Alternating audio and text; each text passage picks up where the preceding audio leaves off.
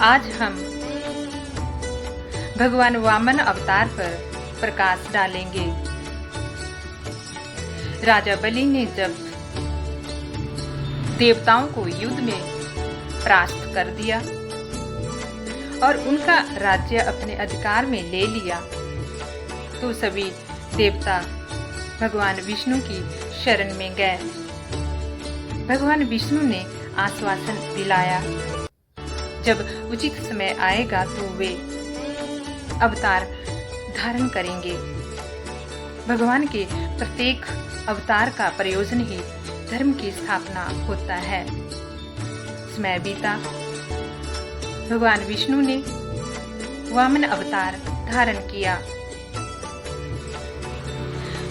एक दिन राजा बलि अश्वमेध यज्ञ कर रहे थे।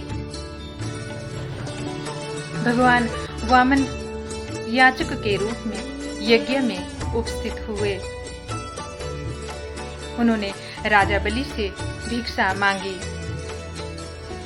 भगवान वामन की शब्दावली कुछ ऐसे थी, राजा बलि, आपका कल्याण हो। मैं याचक हूँ, भिक्षुक हूँ। मुझे भूमि दान चाहिए। मुझे मेरे पग से 3 पग भूमि दान चाहिए। राजा बलि के कुछ शब्द ऐसे हैं, मैंने आपको आपके 3 पग भूमि दान में दी। राजा बलि ने हाथ में जल लिया, संकल्प किया। वामन भगवान को 3 पग भूमि नापने के लिए कहा।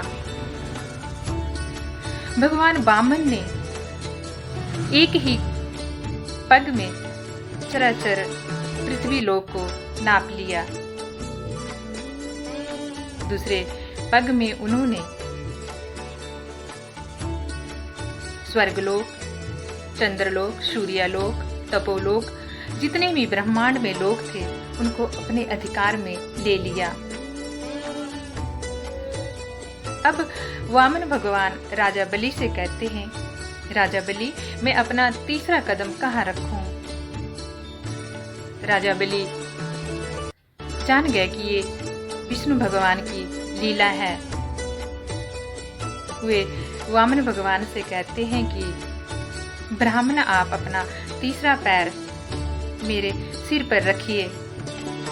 मैं अपना सर्वस्व आपके लिए समर्पित करता हूँ। और इस प्रकार राजा बलि ने अपने 3 पग भूमि दान के संकल्प को, वचन को पूरा किया। भगवान वामन कहते हैं कि आपने तो अपना संकल्प पूरा किया, अब आप मुझसे भी कुछ मांगिए।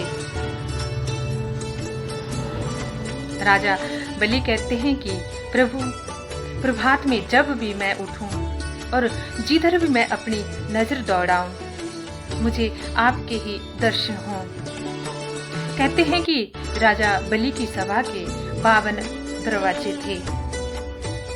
भगवान विष्णु उन 52 दरवाजों पर द्वारपाल के रूप में उपस्थित हो गए। इसीलिए तो कहते हैं कि अगर हमारा परमात्मा के लिए सच्चा समर्पण हो, इस ब्रह्मांड के लिए, इस पराशक्ति के लिए हम सच्चे हृदय से समर्पित हों, तो ये परमात्मा, ये विराट शक्ति, ये विराट ब्रह्मांड हमारे लिए भी कई गुना ज्यादा समर्पण की भावना रखता है। हमें भी कई गुना करके हमें लौटाता है। सिर्फ जरूरत है इस पराशक्ति के लिए सच्चे समर्पण की। राधे राधे।